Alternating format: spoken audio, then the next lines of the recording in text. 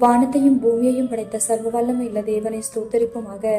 இரவு முழுவதும் கண்ணின் மணி போல பாதுகாத்து இந்த புதிய நாளை காணும்படியாக செப்டம்பர் 26ஆம் தேதிக்குள்ளாக நம்ம வழி நடத்தி வந்த தேவனுக்கு நன்றி செலுத்துவோமா?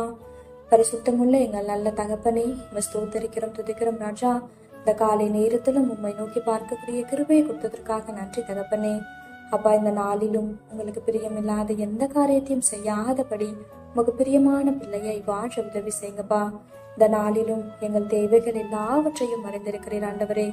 அதன்படி எங்கள் தேவைகளை சந்தித்து நாங்கள் சொந்து போகாதபடி உடைய வார்த்தை கொண்டு எங்களை பலப்படுத்துவீராக ஆண்டவரே. இந்த நாளிலும் நாங்கள் யாருடைய வாழ்க்கையை பார்த்து பொறாமை அப்படின்ற ஒரு எலும்புருக்கு எங்களுக்குள்ள எப்பொழுதுமே இல்லாதபடி அதற்கு எங்களை விலக்கி காத்திரணும் ஆண்டவரே.